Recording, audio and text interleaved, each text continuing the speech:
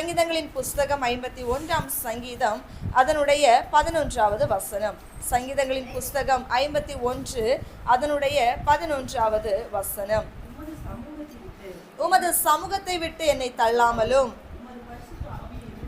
உமது பரிசுத்த ஆவியை என்னிடத்தில் இருந்து எடுத்து கொள்ளாமலும் இரும் என்று தாவீது ஜெபிக்கிற விண்ணப்பத்தை பார்க்கிறோம். அல்லேலூயா. பரிசுத்த ஆவியை என்னிடமிருந்து எடுத்து கொள்ளாதீங்கன்னு சொல்லிட்டு அவரு கெஞ்சுறாரு இல்லையா. அதாவது அன்புக்குரியவர்களே, நம்ம வாழ்க்கையில என்னதான் ஒரு காரியத்தை நமக்கு செய்கிறதற்கு பலன் இருந்தாலும், நமக்கிட்ட நிறைய ஞானம் இருந்தாலும், உண்மையாய் ஆண்டவரை அறிந்த ஒரு பிள்ளையினுடைய வாழ்க்கையில பரிசுத்த ஆவியானவர் இல்லைன்னா அவங்க சுயமா எதை செய்தாலுமே மேன்மையை பெற்றுக்கொள்ள முடியாது. பரிசுத்த ஆவியானவர் ஒரு மனிதனுடைய வாழ்க்கைக்குள்ள இருந்தா மட்டும்தான் அவங்க செய்கின்ற எல்லா காரியத்திலும் அவருடைய ஒத்தாசையின் மூலமாக அவங்களுக்கு நன்மைகளையும் உதவிகளையும் ஆசீர்வாதங்களையும் அவர் பெற்று தந்து நமக்கு அவர் உதவி செய்கிறவராக இருக்கிறார். வேதத்தில் ஒரு அழகான வசனம் உண்டு. நம்முடைய பலவீன நேரங்களில் நமக்கு ஜெபிக்க முடியாத நேரத்தில் வாக்கு கடங்காத பெருமூச்சுகளோடு பரிசுத்த ஆவியானவர் நமக்காக அவர் ஜெபிக்கிறவராக இருக்கிறார் என்று. பரிசுத்த ஆவியானவர் என்று சொல்லுகிற பொழுது அன்றைக்கு ஆண்டவராகிய இயேசு கிறிஸ்து மரித்து உயிர்த்தெழுந்த பிறகு அவர் என்ன சொன்னார்? நான் போகிறேன், ஆனால் உங்களுக்கு என்னோட தேற்றவனாகிய பரிசுத்த ஆவியானவரை உங்களிடத்துல நான் அனுப்புகிறேன். அவர் வந்து உங்களுக்கு பாவத்தை குறித்து, நீதியை குறித்து, பரிசுத்த ஆவியானவரை குறித்து, உங்களுக்கு நியாய தீர்ப்பை குறித்து கண்டித்து உணர்த்துவார்னு சொன்னாங்க இல்லையா. அப்படின்னா ஒரு கிறிஸ்தவனுடைய வாழ்க்கையில பரிசுத்த ஆவி என்பது மிக முக்கியமான ஒரு பகுதி. இன்னைக்கு அநேகர் தவறாக நினைத்து கொள்ளுவாங்க, பெண்டேகோஸ் இதில் ஆராதிக்கிறவங்க மட்டும் தான் பரிசுத்த ஆவின்னு சொல்கிறாங்க, அபிஷேகம்னு சொல்கிறாங்க, அந்நிய பாசைன்னு சொல்கிறாங்க, மற்றவங்க எல்லாம் வந்து அமைதியான இருக்கிறாங்க, அதெல்லாம் முக்கியம் இல்லை. இல்லை, அவங்க எந்த பிரிவில் இருந்தாலும் சரி, ஒருவன் ஆண்டவராகிய இயேசு கிறிஸ்துவை பின்பற்றுகிறவனாக இருப்பானே ஆனால் அவனை முடிவு பரியந்தம் நடத்துவதற்கு பரிசுத்த ஆவியானவருடைய ஆளுகை நிச்சயமாக தேவை. அது இல்லைன்னு அவங்க பாதியில் விட்டுட்டு நிச்சயமாக ஓடி போயிடுவாங்க. வேதத்தின்படி இன்றைக்கு பரிசுத்த ஆவியின் முக்கியத்துவத்தை நம்ம தியானிக்க போயிடும். முதலாவது அவர் என்ன சொல்லுகின்றார்? உமது பரிசுத்த ஆவியின் அபிஷேகத்தை என்னை விட்டு நீங்க எடுத்துக்கொள்ளாதீங்கன்னு சொல்லிட்டு அவர் கெஞ்சுகிற விண்ணப்பத்தை பார்க்கிறோம். அந்த அபிஷேகம்னா என்ன? நம்முடைய புரிதல் தான் இன்னைக்கு எப்படி இருக்கு. பழைய ஏற்பாடுல பார்த்தீங்கன்னா ஆசாரியர்களாக அபிஷேகம் பண்ணப்பட்டிருப்பாங்க, ராஜாக்களாக அபிஷேகம் பண்ணப்பட்டிருப்பாங்க, தீர்க்கதரிசிகளாக அபிஷேகம் பண்ணப்பட்டிருப்பாங்க. எப்படி அபிஷேகம் பண்ணுவாங்க? எண்ணெயை அவங்க சிரசின் மீதோ தலையின் மீதோ ஊற்றி அவங்கள அபிஷேகித்துப்பாங்க. அதனுடைய அடையாளம் என்னன்னா, அந்த எண்ணெயினுடைய அடையாளம் என்னன்னா, இவங்க தேவனுடைய பணிக்காக இன்று முதல் பிரித்தெடுக்கப்பட்டிருக்காங்க. இனிமே இந்த எண்ணெய் அபிஷேகம் இவங்க மேல ஊற்றப்பட்டாயிற்று. இனி இவர்கள் உலகத்துக்குரியவர்கள் அல்ல, தேவனுக்குரியவர்கள், தேவனுக்காக வாழ அழைக்கப்பட்டவர்கள் என்று அந்நாட்களிலே எண்ணெயினால் அபிஷேகம் செய்தாங்க. ஆனா புதிய ஏற்பாட வாசித்தோம்னா அப்போஸ்தலர் அதனுடைய 1ஆம் அதிகாரம் 8வது வசனத்துல பரிசுத்த ஆவியானவரே அவரை நோக்கி நம்ம ஜெபிக்கிற பொழுது நம்மீது அவர் கடந்து வந்து நம்மை நிரப்புகிறவராக இருக்கிறார் என்று வேதத்துல நம்ம வாசிக்க முடிகிறது. அன்புக்குரியவர்களே, பரிசுத்த ஆவியின் அபிஷேகம் இல்லைன்னா நம்ம ஒண்ணுமே இல்லை. அதான் தாவீது ஏன் தெரியுமா கேட்கிறாரு? அப்பா, அவர் ஒரு பாவம் பண்ணிட்டாரு, உண்மையா ஒரு தப்பு பண்ணிட்டாரு. அந்த தப்பு பண்ண வேளையில அவருக்கு தண்டனை கிடைச்சிருச்சு. அந்த தண்டனையிலிருந்து அவர் மறுபடியும் வெளியே வருவதற்கு தான் ஒரு விண்ணப்பம், மன்னிப்பின் சங்கீதம்னே சொல்லலாம். மன்னிச்சு கேட்கிறாரு, ஆனால் இப்படி பண்ண என்ன மன்னிச்சிருங்க. அந்த வேளையில தான் அவர் கேட்கிறாரு, உங்க பரிசுத்த ஆவியை மட்டும் என்கிட்ட இருந்து எடுத்துடாதீங்க. அவர் என்ன கேட்டிருக்கணும்? அப்பா, என்ன ராஜாவா நான் இருக்கிறேன், என்னை இந்த ராஜா பதவியிலிருந்து தூக்கி எறிஞ்சிடாதீங்க, சிங்காசனத்துல என்னை எடுத்து போடாதீங்க. இப்படி அவர் கேட்டாரா? இல்ல. அவருக்கு தெரியும், நான் ராஜாவா இருக்கிறதுனால மேன்மை இல்லை, நான் சிங்காசனத்தில் அமர்றது எனக்கு மேன்மை இல்லை, பரிசுத்த ஆவியானவர் என் கூட இருக்கிறதா மேன்மை. அது இல்லைன்னா நான் ஒண்ணுமே இல்லை, என் வாழ்க்கை அத்தோட முடிஞ்சிருச்சு. அதனால அப்ப நான் தப்பு பண்ணேன், ஆனா உங்க பரிசுத்த ஆவியை மட்டும் என்கிட்ட எடுத்துடாதீங்க, நான் உணர்ந்துட்டேன், அது எனக்கு வேணும், ரொம்ப முக்கியம்னு சொல்லிட்டு பரிசுத்த ஆவிக்காக அவர் அவ்வளவு கெஞ்சி அழுது விண்ணப்பம் பண்ணி கேட்கிறாரு. அன்னைக்கு நம்ம வாழ்க்கையில ஆண்டவரை எதற்காக தேடுகின்றோம்? ஆசீர்வாதத்துக்காக மட்டும் தேடுகின்றோமா, இல்ல பரிசுத்த ஆவியானவரை இன்னைக்கு முதலாவது வாஞ்சிக்கிறோமா? இன்னைக்கு அநேக ஊழியங்கள்ல அழகா பாடுறவங்க இருக்கிறாங்க. நான் ஒண்ணு சொல்லட்டுமா, அழகான குரல் முக்கியம் அல்ல, அங்கே தேவனுடைய பிரசன்னம் பரிசுத்த ஆவி அவங்க கூட இருக்கிறாங்களா அதான் முக்கியம். அழகா வல்லமையா பிரசங்கம் பண்றாங்க இல்லையா, அது இல்ல முக்கியம், அவங்க கிட்ட பரிசுத்த ஆவியானவர் இருக்கிறாங்களா, அப்பதான் அந்த வார்த்தையில என்ன இருக்கும், உயிர் இருக்கும், அந்த வார்த்தை அங்கே செயல்படும். அழகான நான் பைபிள் காலேஜ் எல்லாம் முடிச்சிருக்கிறேன், எனக்கு பைபிளில் உள்ள ஓல்டு டெஸ்டமெண்ட் நியூ டெஸ்டமெண்ட் எல்லாமே எனக்கு தெரியும், அங்கே என்ன இருக்குது A to Z, அவங்க பேக்ரவுண்ட் பின்னணி வரலாறு எனக்கு எல்லாமே தெரியும். அது முக்கியம் இல்லை, நீ பரிசுத்த ஆவியானுடைய ஆள்கைக்குள்ள நீ இருக்கிறியா, அவருடைய அபிஷேகத்தினால நீ இன்னைக்கு நிரப்பப்பட்டிருக்கிறியா, அதுதான் முக்கியம். ஏதோ பரிசுத்தன அபிஷேகம்னா ஏதோ கத்துறது சத்தம் போடுறது அப்படின்னு நான் சொல்ல வரல. பரிசுத்த ஆவியான ஒரு மனுஷனுக்குள்ள இருந்தா அவனுடைய ஆளுகை, அவனுடைய நடக்கை, அவனுடைய பேச்சிலே தெரியும். ஆவியானவர் அவனை நடத்துவார் வித்தியாசமான பாதையிலே. அல்லேலூயா.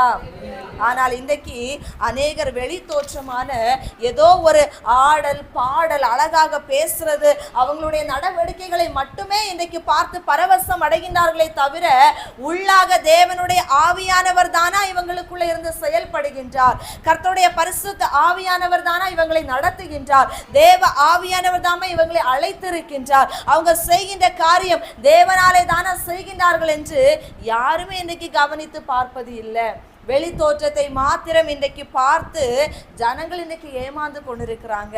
எந்த ஒரு விசுவாசியானாலும் சரி, இன்னைக்கு எந்த ஒரு ஊழியக்காரர்களானாலும் சரி, பரிசுத்த ஆவியின் அபிஷேகம் இல்லை என்றால் அவங்க வெறுமையானவர்கள். ஆண்டவராகிய இயேசு கிறிஸ்து சீடர்களை அழைத்த உடனே போய் நீங்க பிசாசுகளை துரத்துங்கன்னு அவர் வைக்கல, பரிசுத்த ஆவியின் அபிஷேகத்தை கொடுத்து தான் அவங்கள ஊழியத்துக்கு தேவன் அனுப்பி வைக்கிறாங்க. அல்லேலூயா. பரிசுத்த அபிஷேகம் இருக்கிறதுக்கும் இல்லாததுக்குள்ள வித்தியாசத்தை ஒரு சின்ன ஒரு எக்ஸாம்பிள் மூலமா உங்களுக்கு நான் சொல்றேன். பேதுரு சீடனா இருந்தாரு, சரியா? அப்போதான் ஆண்டவராகிய இயேசு கிறிஸ்துவுக்கு சிலுவையின் பாடு மரணம் வருது. அப்பதான் அந்த டைம்ல ஒருத்தங்க கேட்கிறாங்க, நீ இயேசுவோடு கூட இருந்தவன் தானே என்று. அவர் என்ன சொன்னார்? ஆமான்னு சொன்னாரா? அவருக்குள்ள என்ன இல்லை? தைரியம் இல்லை. உண்மையை சொல்லிட்டா தன்னையும் அடித்துருவாங்க, ஏதாவது பண்ணிருவாங்கன்னு ஒரு பயம். ஆனா அதே பேதுரு பாருங்க, அப்போஸ்தலர் புஸ்தகத்துல எடுத்து வாசிக்கிற பொழுது தெரியும் அவருடைய வல்லமையான பிரசங்கமும் எதிரிக்கு முன்னாடி நின்று அவர் பேசுகிற வார்த்தைகள். எதனால? பரிசுத்த ஆவியினுடைய நிறைவை பெற்ற பிறகு பேதுருவாவே செயல்படல, தேவ ஆவியானவர் அவரை நடத்த ஆரம்பித்தார்.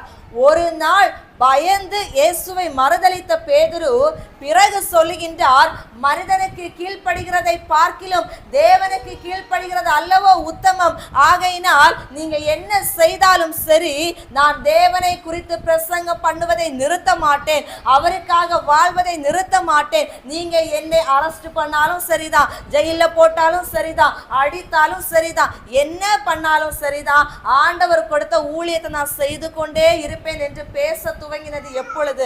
பரிசுத்த ஆவியானவர் அவருடைய வாழ்க்கையிலே வந்த பிறகு. அல்லேலூயா.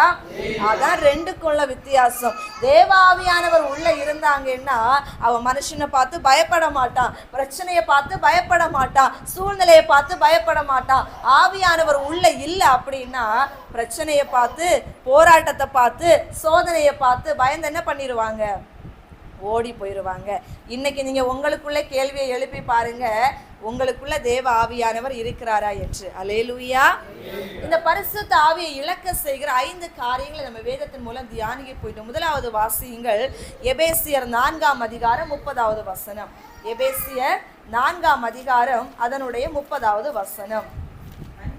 அன்றியும் நீங்கள் மீட்கப்படும் நாளுக்கென்று முத்திரையாக பெற்ற தேவனுடைய பரிசுத்த ஆவியை துக்கப்படுத்தாதிருங்கள். அல்லேலூயா. பரிசுத்த ஆவியை துக்கப்படுத்த கூடாது. அதாவது பாவம் ஒரு மனிதனுடைய வாழ்க்கையிலே உள்ளே வருகின்ற பொழுது தேவனுடைய ஆவியானவர் துக்கப்படுகின்றாராம். தேவ ஆவியானவரை நம்ம இழக்க செய்கிறதுக்கு முதலாவது பிரதான காரியமே பாவம். வேதத்துல ஒரு வசனம் உண்டு, ஏசாயா புஸ்தகத்துல வாசிக்கிற பொழுது தெரியும், உங்கள் அக்கிரமங்களே தேவனுக்கும் உங்களுக்கும் இடையே பிரிவினையே உண்டாக்குகிறது. அப்ப தேவ ஆவியானவர் நம்மை விட்டு இழந்து போவதற்கு முதல் காரியம் என்னதான்? பாவம் என்று வேதத்துல நம்ம பார்க்கின்றோம். இன்றைக்கு நம்ம ஆராய்ந்து பார்க்க வேண்டும், தேவ ஆவியானவரை துக்கப்படுத்துவதற்கு ஏதுவான ஏதாவது சுபாவங்கள் நம்ம வாழ்க்கையில இருக்கிறதா என்று. ஏனென்றால் அழகாக 1 கொரிந்தியரின் புஸ்தகத்துல வாசிக்க முடியும், நம்மை நாமே நிதானித்து அறிந்தால் நம்ம நியாய தீர்க்கப்படுவது இல்லை என்று. எப்பவுமே நம்மளுடைய இருதயம் எப்படி இருக்கிறது, நம்முடைய வார்த்தைகள் எப்படி இருக்கிறது, நம்ம பார்க்கிற காரியங்கள் எப்படி இருக்கிறது என்று நாம் நம்மை குறித்து நிச்சயமாக அறிந்திருப்போம். ஏனென்றால் தேவ ஆவியானவர் நமக்குள்ள இருக்கிற பொழுது தேவனுக்கு பிரியமற்ற ஒரு காரியத்தை செய்வதற்கு அவர் நம்மை ஒப்பு கொடுக்கிறவர் அல்ல. பரிசுத்த ஆவியானவர் ஒரு மனிதனுக்குள்ளே இருந்தால் அவன் எப்படி வாழ வேண்டும், எதை செய்ய வேண்டும், எதை பார்க்க வேண்டும், எதை பார்க்க கூடாது, எங்கு போக வேண்டும், எங்கு போகக்கூடாது என்று அவரே அவனை வழி நடத்துகின்றவராக இருக்கிறார். அன்புக்குரியவர்களை, இன்றைக்கு உங்களை நீங்க நடத்துறீங்களா, இல்ல பரிசுத்த ஆவியானவர் உங்களை நடத்தி கொண்டிருக்கின்றாரா? தேவனுடைய ஆவியான ஒரு மனிதனுடைய இருதயத்துக்குள் வாசம் பண்ணுகின்ற பொழுது அவன் தன்னுடைய சுயமா எந்த காரியத்தையும் செய்வதற்கு முன் போக மாட்டான்.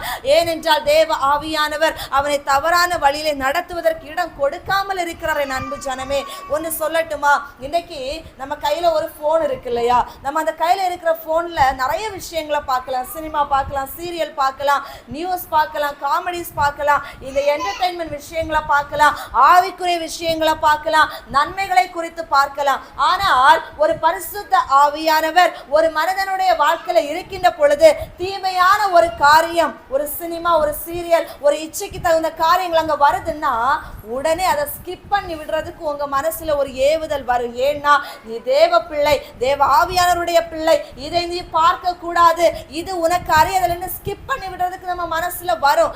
அது இல்லாம ஒன்னும் இல்லை, இதை பார்ப்போம்னு சொல்லிட்டு உங்களுக்குள்ள ஒரு ஆசை, ஒரு உந்துதல், ஏவுதல் வருதுன்னா தேவ ஆவியானவர் உங்களுக்குள்ள இல்லை என்று அர்த்தம். ஆவியானவர் பாவத்தை குறித்து கண்டித்து நடத்துகின்றவர். நம்ம இதயத்துக்குள்ள ஏதோ ஒரு தீமையை செய்தேன்னு வச்சுக்கோங்க, ஒரு பொய் சொல்லிட்டீங்க, ஏதோ ஒரு தீமை செஞ்சிட்டீங்க, உங்க இருதயத்துக்குள்ள ஒரு பாரம் வருதுன்னா தேவ ஆவியானவர் உங்களுக்குள்ள இந்த கிரியை செய்கிறார். நீ தப்பு பண்ணிட்ட, நீ தேவையில்லாம இந்த காரியத்துல பேசிட்ட, இது உனக்குரியதல்ல அவர் துக்கப்படுக்கும் போது நமக்குள்ள ஒரு பாரம் வரும். அந்த துக்கம் மேல தப்பே பண்ணிட்டு சந்தோஷமா இருக்கிறோம் அப்படின்னா ஆவியானவர் நமக்குள்ள இல்லை. எங்க அன்பு ஜனமே, ஒண்ணு சொல்லட்டுமா, ஆவியானவர் வரும் பொழுது தெரியும், ஆனா போகும் பொழுது தெரியாது. ஆவியானவர் வருகிற பொழுது சந்தோஷமா இருக்கு, ஆனா ஆண்டவர் போன பிறகு வாழ்க்கை இருளா முடிஞ்சிடும். வேதத்துல சிம்சோனை பாருங்க, மனோபா என்று சொல்லப்படுகிற தம்பதிக்கு பல வருஷமா பிள்ளை இல்ல, மலடியா இருந்தாங்க. ஆண்டவர் வல்லமையான ஒரு வல்லமைன்னு சொல்ல முடியாத அபிஷேகத்தின் பலனை கொடுத்து ஒரு சிம்சோன ஒரு சந்ததியை கொடுக்கிறாரு. அந்த சிம்சோன் தேவ ஆவியை பெற்றவன், அவ்வளோ பலம் வாய்ந்தவன். அவனை கொண்டு இஸ்ரவேல் ஜனங்களை மீட்டு எடுப்பதற்காக பெலிஸ்தியர் கையிலிருந்து மீட்டு எடுக்கணும், அந்த நோக்கத்தோட படைக்கப்பட்டவன். தேவன் அவனுடைய மகா பெரிய பலத்தை அவனுடைய எங்க வச்சிருந்தாரு, தலைமுடியில வச்சிருந்தாரு. அவ்வளோ பலனை கொடுத்திருந்தாரு. தேவ ஆவியை பெற்ற ஒரு மனுஷன் எங்க போய் ஐக்கியம் வைக்கணும்னு அவனுக்கு தெரியுமா தெரியாதா? தெரியும் தானே. ஆனா தெரிந்தே போய் எங்க வலையில விழுறான், உலக ஆசைகளையும் தீமையும் நிறைந்த ஒரு வாழ்க்கைக்கு நேராக அவனுடைய வாழ்க்கை படகு பயணம் செல்லுது. தெலீலாளை கண்ட உடனே பரிசுத்த ஆவியானவரை குறித்த சிந்தை இல்லை, தன்னை எதற்காக அழைத்தார் என்கின்ற எண்ணம் இல்லை.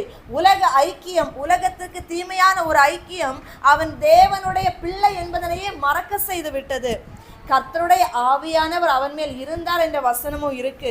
நீங்க வேதத்துல வாசிக்கிற பொழுது தெரியும், அவர் தேவனுடைய ஆவியை இழந்தார் என்று. நியாயாதிபதிகள் 16ஆம் அதிகாரம் 20வது வசனம் சொல்லுகிறது, கர்த்தர் தன்னை விட்டு விலகினதை அவன் அறியாதிருந்தான். எவ்வளவு வருத்தமான ஒரு வசனம் தெரியுமா இது? தேவன் தன்னை விட்டு விலகினதை கூட தெரியாத ஒரு வாழ்க்கை. வரும் பொழுது தெரியும், ஆனா போகும் பொழுது தெரியாது. அவர் போயிட்டாருன்னா நம்ம வாழ்க்கை என்ன தெரியுமா? ஃபெயிலியர். அவர் போயிட்டான்னா நம்முடைய வாழ்க்கை இருளாகிவிடும்.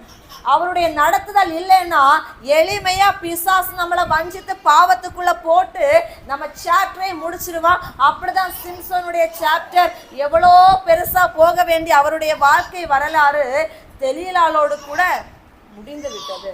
முடிந்து விட்டது. இதற்கு அது என்ன காரணம் தெரியுமா? தேவ ஆவியானவரை துக்கப்படுத்துவதற்கு ஏதுவான தவறான ஐக்கியத்துல பாவத்துக்கு தன்னை இடம் கொடுத்ததுனால அவர் தன்னுடைய வாழ்க்கையில இருந்த நன்மைகளை அவர் இழந்து போனார். என் அன்பு ஜனமே, இன்னைக்கு ஒன்று சொல்லட்டுமா? தேவ ஆவியானவர் நமக்குள்ள இருப்பது நம்மை கொண்டு ஒரு பெரிய காரியத்தை செய்வதற்கு. அது உங்க வீட்டிலேயா இருக்கலாம், நீங்க வேலை செய்கிற இடத்துலயா இருக்கலாம், படிக்கிற இடத்துலயா இருக்கலாம், உங்க குடும்ப வாழ்க்கையிலேயா இருக்கலாம், உங்க ஊழிய பாதையிலேயா இருக்கலாம். ஆனா அதை விட்டு விட்டு இன்னைக்கு உங்க சுயத்துக்கு நேராக உங்க நண்பன், உங்க குடும்பத்துல இருக்கிறவங்க ஏதோ ஒருத்தர் சொன்ன காரியத்தை தேவ ஆவியானவருடைய வார்த்தைகளோடு கூட ஒப்பிட்டு பார்க்காம அவங்க நன்மைக்கு தான் சொல்லுவாங்கன்னு சொல்லிட்டு நம்ம சுயத்தின்படி போனோம்னா விழுந்து போயிருவோம். தேவனுடைய ஆலோசனை இல்லாத இடத்துல ஜனங்கள் சீர்கெட்டு போனாங்க. ஆகினால் எப்பொழுதுமே ஞானமா இருங்க. வேதத்துல இன்னும் பார்க்கிற பொழுது தேவ ஆவியானவர் இலக்கு செய்கின்ற காரியம் இனி ஒன்று கீழ்ப்படியாமை. சவுல் தான் இந்த வேதத்துல பார்க்கிற பொழுது முதல் ராஜா யாரு? இங்க இருக்கீங்களா? அல்லேலூயா. யாரு? சவுல் தானே. சவுலை யார் அபிஷேகம் பண்ணாங்க? யாரு? சாமுவேல் சவுலை ராஜா அபிஷேகம் பண்ணாங்க. அபிஷேகம் பண்ணி தேவ ஆவியானவருடைய வாழ்க்கையில வந்துட்டாங்க. இப்போ சவுலுடைய வாழ்க்கையை விட்டு தேவ ஆவியானவர் கடந்து போகிற ஒரு சூழ்நிலை வருவதற்கு காரணம் என்ன? கீழ்ப்படியாமை. ஆண்டவர் சொன்ன வார்த்தைக்கு முழுமையா கீழ்ப்படியாம தன்னுடைய விருப்பத்துக்கு தன்னுடைய பிடிவாதத்துக்கு ஏற்றவாறு அவர் கடந்து போனார். தேவ ஆவி அவர் இழந்து போனார். அவருடைய வாழ்க்கையில ஒரு கலக்கத்தின் ஆவி உள்ள வந்துச்சு. அதற்கு பிறகுதான் அந்த ஸ்தானத்துல யாரு வந்து உட்கார்ந்தா? தாவீது ராஜா. அல்லேலூயா. நம்ம வாழ்க்கையில தேவ ஆவியானவர் கொடுத்த நன்மைகளை இழக்கும்படி நம்முடைய கீழ்ப்படியாமை ஒரு பெரிய காரணமா இருக்கு. தேவ ஆவியானவர் நமக்குள்ள செயல்படணும்னா நம்ம மாமிசம் நம்முடைய ஆவிக்கு நம்ம கீழ்ப்படுகிறதுக்கு ஒப்பு கொடுக்கணும். இன்னைக்கு அநேகருக்குள்ள பிரச்சனை அதுதான். உள்ள இருக்கிற ஆவியானவர் நம்மை ஒரு வழியில நடத்துவாரு, ஆனா நம்ம மாம்சம் அதுக்கு என்ன போது ஒத்து போகாது. ஆவியானவர் சொல்லுவாரு, நீ ஊக்கமா ஜெபம் பண்ணு, நீ இந்த இடத்துல உபவாசம் பண்ணு. ஆனா உள்ள நம்ம மாம்சம் என்ன தெரியுமா சொல்ல? ரொம்ப சோர்வா இருக்கு, எனக்கு பலவீனமா இருக்கு, என்னால முடியாதுன்னு சொல்லும். உள்ள இருக்கிற ஆவியானவர் சொல்லுவாரு, உனக்கு இது உகந்த காரியம் அல்ல, நீ இதை செய்யாதேன்னு அது சொல்லும், இதை பேசாதேன்னு சொல்லும். ஆனா மாமிசம் உள்ள இருக்க விடாது. கோபம், எரிச்சல், பொறாமை, வைராக்கியத்தை வெளிப்படுத்தி தாறுமாறா பேச வைக்கும். உள்ள இருக்கிற ஆவியானவர் சொல்லும், அன்பா இந்த காரியத்தை நீ செய்து முடிக்கணும்னு. ஆனா வெளியில இதுக்கெல்லாம் நான் எதுக்கு செய்யணும் அப்படின்னு சொல்லிட்டு மாமிசத்தின் கிரியைகளை அது வெளிப்படுத்தி ஆவி ஒரு பக்கமா போராடும், மாமிசம் ஒரு பக்கமா போராடும். இன்னைக்கு நம்ம அப்படிப்பட்ட போராட்டத்துல இருக்கிறோமாங்க? கீழ்ப்படியணுங்க. ஆவியும் தேவனுடைய நமக்கு கொடுத்த மாமிசமும் ஒரே ஒரு கனெக்ஷனா போகிற பொழுது மட்டும்தான் நம்ம வாழ்க்கையில தேவ ஆவியானவர் செயல்பட முடியும். அல்லேலூயா. ஆவியானவர் மனிதனுக்குள்ள இருக்கிற பொழுது அமைதி இருக்கும். அவங்க கெட்ட வார்த்தை வாயிலிருந்து வெளியே வராது. தேவையில்லாம ஆர்கியூமெண்ட்டுக்கு போக மாட்டாங்க. உங்களை பார்த்து யாரு தப்பா பேசினாலும் அமைதியா வாயை மூடிட்டு போவாங்க. உள்ள ஆவியானவர் இல்லைன்னா அவங்க நடவடிக்கையிலேயே தெரியும், வாயிலிருந்து வருகிறதெல்லாம் தாறுமாறான பேச்சா இருக்கும். எதை பார்த்தாலும் உலகத்துக்குரிய காரியங்களையே சிந்திக்கிற எண்ணம் தான் கடந்து வரும். அதனாலதான் அவர் சொல்றாரு, நீங்க தேவனுடைய ஆவியானவரை துக்கப்படுத்தாதிருங்கள் என்று. அல்லேலூயா. அடுத்ததாக நம்ம பார்க்கிற பொழுது பரிசுத்த ஆவியானவர் நம்மில இன்னும் வல்லமையாய் கிரியை செய்யணும், நம்ம இழந்து போக கூடாதுன்னா ஜெப வாழ்க்கை ரொம்ப முக்கியம். இன்னைக்கு காலம் எத்தனை பேர் ஜெபம் பண்ணிட்டு வந்தீங்க? அல்லேலூயா. மீது உள்ளவங்க தூங்கி எழுப்பி வந்தீங்களா? 3 முறை ஜெபிக்கிறவங்க எத்தனை பேரு? அல்லேலூயா சொல்லுங்க. 2 முறை, 1 முறை, ஜெபமே பண்ண மாட்டேன்னு சொல்றவங்க சொல்லுங்க. அப்படி யாரும் இல்லை. அல்லேலூயா. தானியேல் எத்தனை முறை ஜெபித்தார்? எத்தனை முறை? 3 முறை ஜெபித்தார். அவரோடு கூட தேவ ஆவியானவர் இருந்து பெரிய காரியங்களை செய்தாரா இல்லையா? அந்த ஆவியானவர் செயல்பட காரணம் என்ன? அவருடைய ஜெப வாழ்க்கை.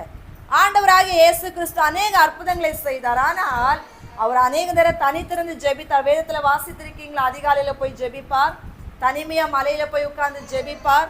அவர் தோட்டத்தில் போய் உட்கார்ந்து ஜெபிப்பார். அவருடைய ஜெபம் தான் அவரை இன்னும் மகிமைக்கு ஏதுவாக வல்லமையாக செயல்பட வைத்தது. இன்னைக்கு நம்ம என்ன பண்றோம் தெரியுமா? வாயில நல்லா பேசுவோம், ஆண்டவர் தான் எனக்கு எல்லாம், அவர் தான் எனக்கு எல்லாம். ஆனா ஜெப வாழ்க்கையை கேட்டா ஜீரோவா இருக்கும். ஆமாவா இல்லையா? டெய்லி வேதத்துல ஒரு 5 வசனமாவது படித்து தியானிப்பேன்னு சொல்றவங்க அல்லேலூயா சொல்லுங்க பாப்போம். மீதி எல்லாரும் மூடி வச்சுட்டு சண்டேயான எடுத்துட்டு வருவீங்களா? கொண்டு பத்திரமா வைங்க, செல்ஃப்ல மூடி ஒரு பேகும் போட்டு வைங்க, அப்பதான் தூசி உள்ள வராது. அல்லேலூயா. என்கிட்ட இருக்கிற இந்த பைபிள் வந்து என்னைக்கு நாங்கள் ஆண்டவராக இயேசு கிறிஸ்துவை அறிந்தோமோ அன்றைக்கு என்னுடைய சித்தப்பா எனக்கு இதை வாங்கி கொடுத்தாங்க. இப்போ ஞாபகம் இருக்கு, நான் அப்போது 6th ஸ்டாண்டர்ட் வந்து படிச்சுட்டு இருந்தேன். அந்த டைமில் பாபு ஸ்டோரில் இருந்து எனக்கு இந்த பைபிளை வாங்கி கொண்டு கொடுத்தாங்க கையில். அன்றையிலேருந்து இன்னைக்கு வரைக்கும் எனக்கு வேறு எந்த பைபிள் எனக்கு கையில் கிடைத்தாலுமே இந்த பைபிள் தான் எனக்கு பிடிக்கும். ஏன்னா நான் ஃபர்ஸ்ட்லேருந்து லாஸ்ட் வரைக்கும் படிக்க முக்கியமான அந்த வார்த்தைகள், தேவன் பேசுகிற வார்த்தைகள் டேட் போட்டு அதெல்லாமே அந்த எழுதி வைத்திருப்பேன். இப்போவும் பார்க்கும் பொழுது தெரியும், அந்த ஃப்ரண்ட் பேஜில் பார்க்குற பொழுது எந்த டைமில் எந்த டேட்டில் இந்த பைபிள் என் கையில் கிடச்சி எல்லாமே நோட் பண்ணி வச்சுருப்பேன். ஒவ்வொரு பக்கத்துலேயும் அநேக வார்த்தைகள் லைன் போட்டு எழுதி அங்கே இடம் இல்லைன்னா அதுக்கப்புறம் இன்னொரு டைரியில் அந்த டேட்டை போட்டு எழுதி வச்சு பெருமைக்காக சொல்லலை. ஏன்னா அதில் ஒரு ஆசை, அதில் படிக்கிற பொழுது ஆண்டவர் இன்றைக்கு இதில் இந்த வார்த்தையை பேசுகிறார், இதை பேசுகிறார், இதுல இருந்து இன்னும் அதிகமான காரியம் என்ன இருக்கும் அதை பற்றி தியானித்து தேடி அதனுடைய அர்த்தத்தை எப்படியாவது கண்டுபிடிக்கணும். அப்படி ஒரு வாஞ்சையை ஆண்டவர் கிருபையா கொடுத்திருக்கிறாரு. இன்னைக்கு நம்ம எத்தனை பேர் வாஞ்சையோடு கூட வேதத்தை படிக்கிறோம்? அல்லேலூயா. வேதத்தை தேடி படிக்க ஆண்டவர் சொல்லி இருக்கிறாரு. நம்ம இன்னைக்கு வரும்போதே தேடி எடுத்துட்டு வரவங்க தான் அநேகர் இருக்காங்க. போன வாரம் எந்த இடத்துல வச்சோன்னே தெரியாம அடுத்த வாரம் தேடி எடுத்துட்டு வரவங்களும் இருக்கிறாங்க. இனி ஒரு பக்கம் வேதத்தை எடுக்காம வரவங்களும் இருக்கிறாங்க. இனி ஒரு பக்கம் மொபைலை எடுத்து வச்சுட்டு தேடி படிக்கிறவங்களும் இருக்கிறாங்க.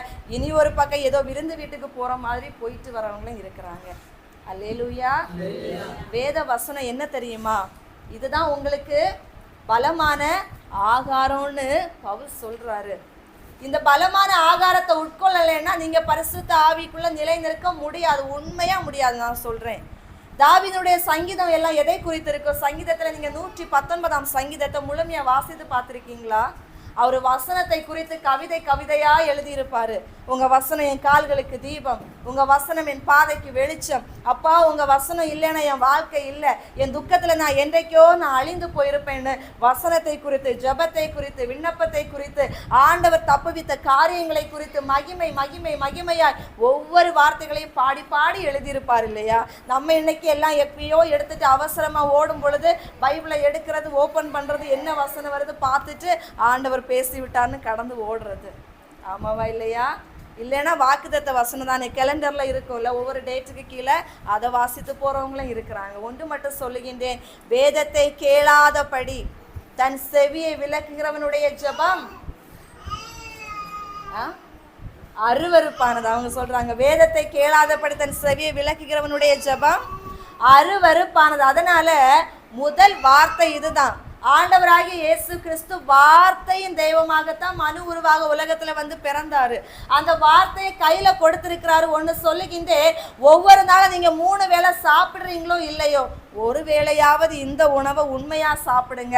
இது உங்க ஆத்மாவுக்கு பலன் கொடுக்கும், உங்களுடைய வழிகளை அது கற்றுக் கொடுக்கும், நிதானித்து சொல்லி கொடுக்கும். ஒரு தப்பு பண்ணா இந்த வேதம் உங்களோடு கூட பேசும். நீ இன்னைக்கு இந்த தப்பை செஞ்சிருக்கிற, ஒரு தவறான காரியங்கள் உங்க வாழ்க்கையில நடக்க போகிறதுக்கு முன்னாடி அது பல ஆலோசனைகள் மூலமாக உங்களுக்கு வெளிப்படுத்தும். ஒரு பாவ நீதி உங்களை எப்படி கண்டித்து நடத்த வேண்டும் என்று இந்த வேதம் தான் நமக்கு ஆலோசனை சொல்லுகிறதே தவிர வேதத்தை பார்க்கல மேலான ஆலோசனை வேறு எதுவுமே இல்லை. அல்லேலூயா. அதான் அவர் சொல்வார், நான் உனக்கு போதித்து நீ நடக்க வேண்டிய வழியை உனக்கு காட்டுவேன் என்று அவர் சொல்லி இருக்கிறாரு. எல்லாமே இதுக்குள்ள அடங்கி இருக்கு. கேட்கிறேன் அன்பு ஜனமே, பரிசுத்த ஆவியை இழக்க செய்கின்ற ஒரு சுபாவம் நமக்கு வேண்டாம். இன்னும் அடுத்ததாக பார்க்கிற பொழுது பெருமை.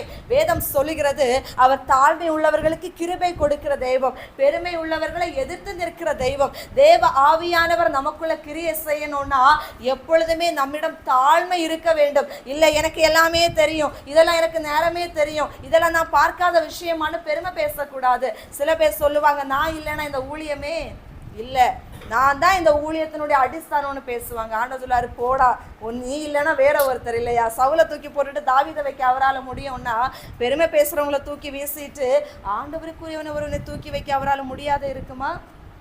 ராஜாக்களை தள்ளி ராஜாக்களை ஏற்படுத்துகின்றவர். அவருடைய வல்லமைக்கு முன்னாடி எந்த பெருமையும் நிற்காது. நேபுகாத்நேச்சராஜா ஏறி நின்று பேசினாரு, என்னுடைய மகிமைக்கென்று என்னுடைய பலத்தினால நான் கட்டின பெரிய பாபிலோனை பார்க்கிறேன்னு சொல்லிட்டு உச்சத்துல ஏறி நின்றுட்டு அழகா உப்பரிகளை நின்று உலாவி கொண்டிருக்கிறார் இல்லையா? ஆண்டவர் தூக்கி வீசினாரு, காட்டுக்குள்ள போய் வாழ், அப்பதான் தெரியும் உன் பெருமையினுடைய வல்லமை எப்படி இருக்கும்னு. காட்டு மிருகங்களோடு கூட சஞ்சரிக்கிறாரு. அவருடைய சரீரம் எல்லாமே மாறுது. அப்பேற்பட்ட ஒரு வாழ்க்கையில தண்டனை அனுபவித்த பிறகு அவர் சொல்றாரு, அகந்தையா இருக்கிற யாவரையும் தாழ்த்த அவராலே ஆகும் என்று அவர் கையினாலே எழுதி முத்திரையை போட்டுட்டாருங்க. ஆண்டவருக்கு தெரியும், பெருமை உள்ளவனை அடக்கிறதுக்கு அவருக்கு தெரியும். உன் பெருமையினால எதுவும் சாதிக்க முடியாது. தாழ்ந்த ஒருவனை கொண்டு இந்த காரியத்தை சாதிக்க வைக்கவும் அவரால் முடியும்.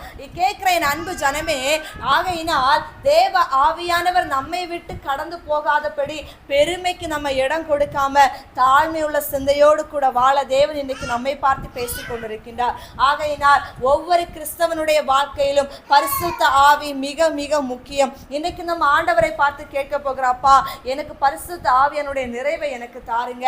அபிஷேகம் இல்லாத ஊழியம் மேன்மையானது அல்ல. அபிஷேகம் இல்லாத கிறிஸ்தவ வாழ்க்கை மேன்மையான வாழ்க்கை அல்ல. அபிஷேகம், பரிசுத்த ஆவியானுடைய அபிஷேகம் இருந்தால் மட்டும்தான் நம்ம பாவத்துக்கு நம்ம எதிர்த்து நிற்க முடியும். நீதியான வாழ்க்கைக்கு நம்ம கீழ்ப்படிய முடியும். இன்னைக்கு நீங்க உங்களை ஆராய்ந்து பார்க்க போறீங்க. நம்ம கிட்ட அநேக விதமான மேன்மையான ஞானம் ஒருவேளை இருக்கலாம். நல்ல ஃப்ளூவெண்டா இங்கிலீஷ் பேச தெரியலாம் இல்லையா? நமக்கு நல்ல பலவிதமான உலகத்தின் காரியங்களை குறித்து அறிகின்ற கல்விமான நாவுகள் இருக்கலாம். என்னதான் இருந்தாலும் ஆண்டவருடைய பரிசுத்தாவின் பலன் இல்லைன்னா ஒண்ணுமே இல்லை. ஒரு ஊழியக்காரர் சொல்லும் பொழுது சொல்லுவார், அவருக்கு தமிழ தெரிய, வேற எந்த லாங்குவேஜுமே அவருக்கு தெரியாது. ஒரு குறிப்பிட்ட ஒரு ஊழியத்துக்கு அவர் கடந்து போகிற பொழுது அங்கே ஒருவர் மலையாளத்துல பிரசங்கம் பண்ணி கொண்டிருக்கிறார். இவங்க தமிழ்ல டிரான்ஸ்லேட் பண்ண, இதான் இவருடைய ஊழியம். ஆனால் அந்த குறிப்பிட்ட அந்த போதகர் அவர் திடீரென்று பேசுகிற பொழுது இங்கிலீஷ்ல மட்டும்தான் பேசிட்டே இருப்பாரா. ஆனா இவருக்கு இங்கிலீஷ் தெரியாது, டிரான்ஸ்லேட் பண்ணும், என்ன பண்ணணும்னு தெரியாது. ஒரு குறிப்பிட்ட டைம் வருது, மலையாளத்துல பேசிட்டு இருந்த பாஸ்டர் இப்ப என்ன பேச ஆரம்பிச்சிட்டாரு? இங்கிலீஷ்ல பேச ஆரம்பிச்சிட்டாரு. இவர் அழுறாரு ஒரு செகண்ட்ல, அப்பா திரளான மக்கள் வந்திருக்காங்க, இப்ப நான் தமிழ்ல விளக்கம் கொடுக்கலன்னா இவங்க எல்லாம் தேவனுடைய சத்தியத்தை அறிய முடியாது. நான் இப்ப என்ன செய்வேன்னு சொல்லிட்டு ஒரு செகண்ட் கண்ணீர் வடிச்சிட்டு கர்த்தரை நோக்கி கூப்பிட்டாரு. அவர் அங்க நிக்கிறதே அவருக்கு தெரியல. சுமார் ஒரு 15-20 நிமிடம் அவர் இங்கிலீஷ்ல பேச, இவர் தமிழ்ல டிரான்ஸ்லேட் பண்ண, இவருக்கு என்ன நடந்துன்னே தெரியல. கூட்டம் முடித்த அப்புறம் இவருடைய நண்பர் கேட்கிறாரா, உனக்கு இவ்வளோ இங்கிலீஷ் தெரியும்னு எனக்கு தெரியாது. இவர் சொன்னாரு, எனக்கே தெரியும், அது எனக்கே இன்னைக்குதான் தெரியும், எனக்கே அது தெரியாது, ஆனா யாரு பேசுனதுன்னு எனக்கு புரியலைன்னு சொல்லிட்டு மகிமை அந்த இடத்துல ஆண்டவரை குறித்து மேன்மை. நம்ம நினைக்கிறோம் இங்கிலீஷ் தெரிஞ்சாதான் ஆண்டவர் என் கூட இருக்கிறார். இல்லைங்க, ஒண்ணுமே தெரியாத பேதைய ஆண்டவர் ஞானவானாக மாற்றுகிறார். அவர் ஞானிகளை தள்ளி அவர் மேன்மையை மாற்றுகிறார். பைத்தியங்களை தெரிந்து கொள்ளுகிற தெய்வம். ஞானிகளை வெட்கப்படுத்த முடிய ஒரு பைத்தியங்களை தெரிந்து கொண்டு அவர்களை பயன்படுத்துகிற தேவன் நம்ம ஆராதித்து கொண்டிருக்கிறோம். அதனால ஞானம் இருக்குன்னு சொன்னா தேவாக நம்ம கூட இருப்பாரா? இல்லைங்க. உங்களை எவ்வளவு தூரம் தரை மட்டும் தாழ்த்தி, அப்பா நான் ஒண்ணுமே இல்லை, நான் குப்பை, நீங்க என் கூட இருந்தாதான் நான் ஷைன் பண்ண முடியும், நீங்க என் கூட இருந்தாதான் நான் மகிமை அடைய முடியும். இன்னைக்கு நம்ம நினைக்கலாம், ஐயோ நான் ஆண்டவரை தேடி வந்தால சொந்தக்காரங்க விட்டுட்டு போனாங்க, போகட்டும், யார் போனா என்ன, தேவ தயவு ஆண்டவர் மனுஷங்களை கொண்டு வருவாரு. ஆண்டவரை தேடி வந்தாலும் என்ன எல்லாரும் தப்பா பேசுறாங்க, பேசட்டும். யோசேப்பா பேசுனதை விடமா நம்மளை பேச போறாங்க, யோபுவை சொன்னதை விடமா சொல்ல போறாங்க. யோபுவை பார்த்து கஷ்டத்துல சொன்ன வார்த்தை, நீ செஞ்ச பாவத்துக்கு உனக்கு கிடைச்ச தண்டனை போன்னு சொன்னாங்க. ஆனா ஆண்டவர் அவங்களுக்கே தயவை இந்த யோபு மூலமாகத்தான் வாங்கி கொடுத்தார் இல்லையா? எவனை தாழ்த்தும் அவரால் ஆகும், எவனை உயர்த்தும் அவரால் ஆகும். எனவே இன்றைக்கு நீங்க ஒன்று மட்டும் உணர்ந்து கொள்ளுங்க, உங்களை விட்டு பதவி போனாலும் பிரச்சனை இல்லை, பட்டம் போனாலும் பிரச்சனை இல்லை, ஆஸ்தி போனாலும் பிரச்சனை இல்லை, எல்லாமே இது உலகத்தோடு முடிந்து போகின்ற காரியங்கள். தேவ ஆவினுடைய அபிஷேகம் எனக்கு வேணும், அது இருந்தா எல்லாம் என் கூட இருக்கும். அதை நீங்க இன்னைக்கு உணர்ந்து கொண்டு ஆவியானுடைய பிரசன்னத்தை பெற்றுக்கொள்ளும்படி யாவரும் நம்ம எழுந்து நின்று தேவனை நோக்கி நம்ம ஜெபிக்க போகிறோம். அப்பா, உங்க பரிசு